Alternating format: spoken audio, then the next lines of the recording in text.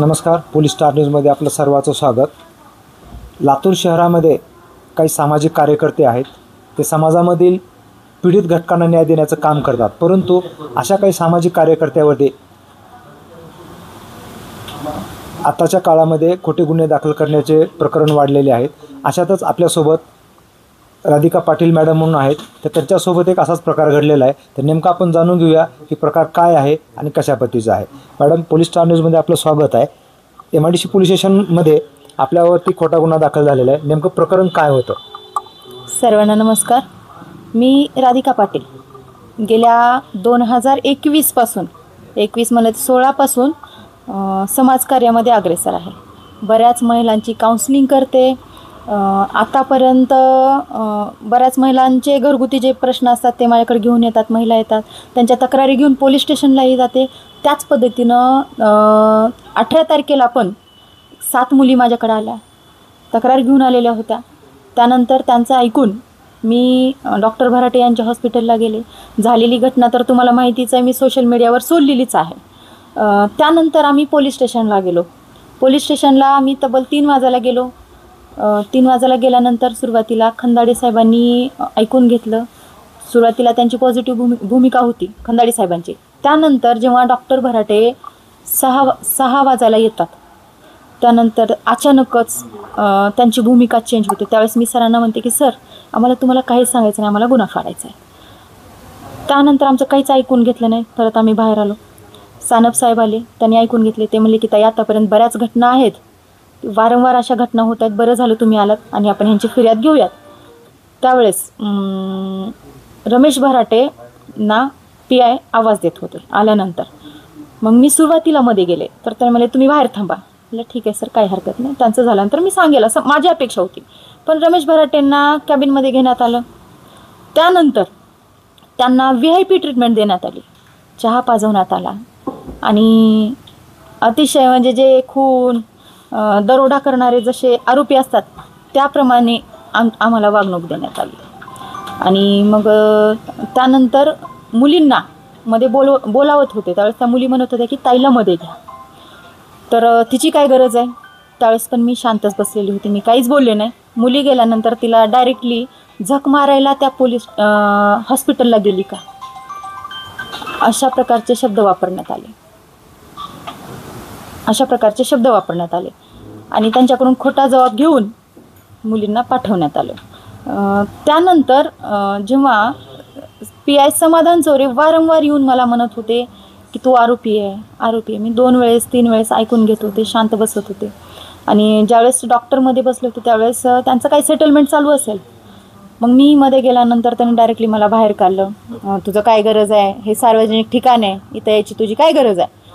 मला असं वाटतं की एका महिलेला बोलण्याची ही लँग्वेज नाही. अक्षरशः तुम्ही सगळ्यांनी रेकॉर्डिंग ऐकली आहे, त्याच्यामध्ये त्यांनी मला शिवीगाळ पण केलेली आहे.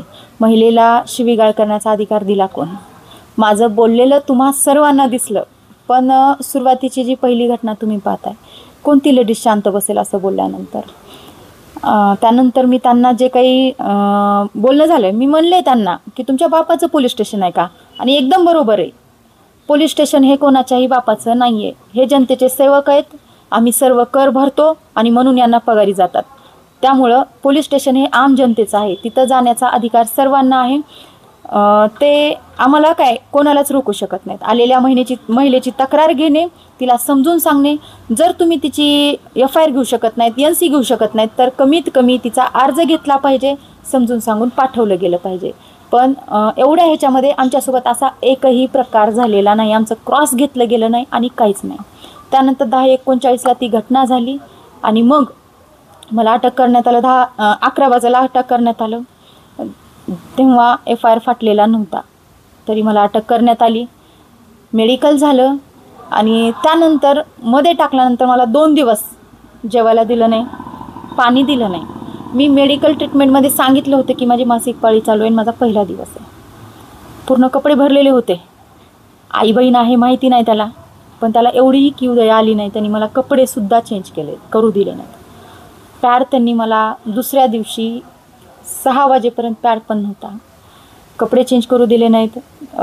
अतिशय खालच्या दर्जाची त्यांनी वागणूक दिली. मी काय क्रिमिनल नव्हते, आतापर्यंत माझ्या अंगावर एकही केस नाही. क्रिमिनल रेकॉर्ड नसणाऱ्या स्त्रीला जर तुम्ही अशा पद्धतीने वागणूक देता, दुसऱ्या दिवशी प्रेस नोट काढता, त्याच्यामध्ये खंडणीखोर म्हणून आमचं नाव टाकलं जात आहे. आमच्याही घरचे असतात, आमचाही संसार आहे, बरेच विद्यार्थी आहेत. याचा विचार समाधान चौरेंनी का नाही केला? स्वतः MPSC पास करून आलेले अधिकारी म्हणतात स्वतःला, तर कायद्याचा अभ्यास त्यांना का नाही? जर कोणावर तुम्ही गुन्हे फाडताय, FIR फाडताय, तर तुम्हाला हे माहीत असलं पाहिजे की बाबा खराच आरोपी आहे का. त्यानंतर तुम्ही FIR फाडला गेला पाहिजे होता. आणि एवढंच नाही तर ते मला वारंवार येऊन धमक्या द्यायचे की 14 दिवस PCR घेतोय आणि तुला दाखवतोय. मग एवढ्या सगळ्या जर घटना पोलीस स्टेशनमध्ये होत आहेत आणि तांबेसाहेब अजूनपर्यंत कुठलीही भूमिका घेत नाहीत, तर हे कशामुळं?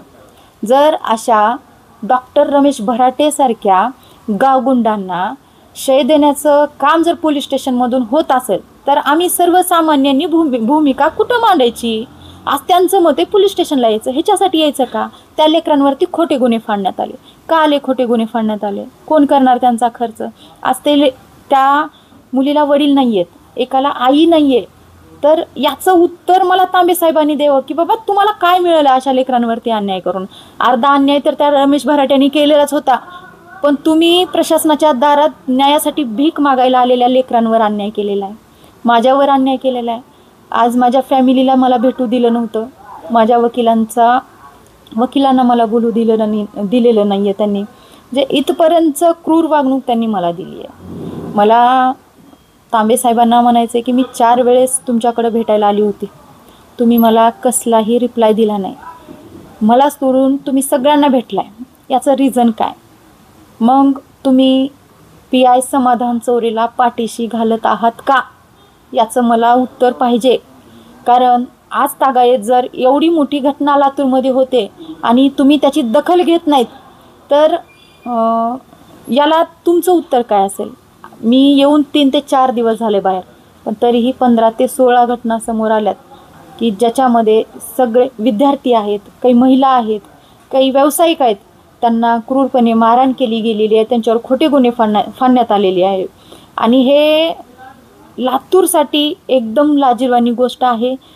म्हणून बरं, तुमची अपेक्षा काय? तुम्हाला काय वाटतं की तुमच्यावरती जे काय अन्याय झालेला आहे पोलीस स्टेशनमध्ये, या बाबतीमध्ये मला एवढंच म्हणायचं आहे की PI समाधान चौरे आणि रमेश भराटे यांचा CDR चेक करण्यात यावा, त्यांच्यावर चौकशी बसवण्यात यावी.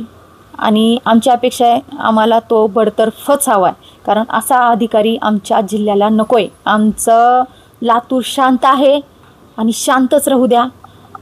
इथं बाहेरच्या लोकांनी येऊन दादागिरी बिलकुल करायचं नाही. माझं काम थांबणार नाही आहे, कारण असे 100 जरी गुन्हे माझ्यावर झाले ना, तरी मी माझं काम सोडणार नाही. मी उद्या जरी मला कोणची महिला तक्रार घेऊन आली, तरी मी पोलीस स्टेशनला जाईन आणि तिला न्याय देण्याचा प्रयत्न करेल. आपण पाहू शकता, म्हणजे जी काय आपल्या लातूर शहरामध्ये सामाजिक कार्य करणारे समाज कार्यकर्ते आहेत, यांच्यावरती खोटे गुन्हे दाखल होत आहेत. त्यामुळे प्रश्न पडतोय की समाजामध्ये कोणावर अन्याय घडला तर त्यांना न्याय देण्यासाठी पोलीस स्टेशनला जावं की नाही जावं. आणि विशेष म्हणजे एक महत्त्वाची गोष्ट अशी आहे की पोलीस स्टेशनमध्ये एखाद्या महिलेसोबत एवढं क्रूरतेनं आणि एवढं घृणास्पद जशी वागणूक पोलीस स्टेशनमध्ये मिळते, ही खरंच एक लज्जास्पद गोष्ट आहे. आणि दुसरी गोष्ट म्हणजे ज्यावेळेस एखाद्या महिलेला पोलीस स्टेशनमध्ये अशा पद्धतीची वागणूक मिळते आणि याची वाच्यता करण्यासाठी सिनियर म्हणजे आपल्या लातूर जिल्ह्याचे माननीय SP अमोल तांबेसाहेब यांच्याकडे तक्रार देखील होते, तरी देखील त्याच्यावरती काही कारवाई करत नाहीत. हा एक प्रश्न गुलदस्त्यामध्ये आहे. मी Manish Hazare, police Star News, Latur.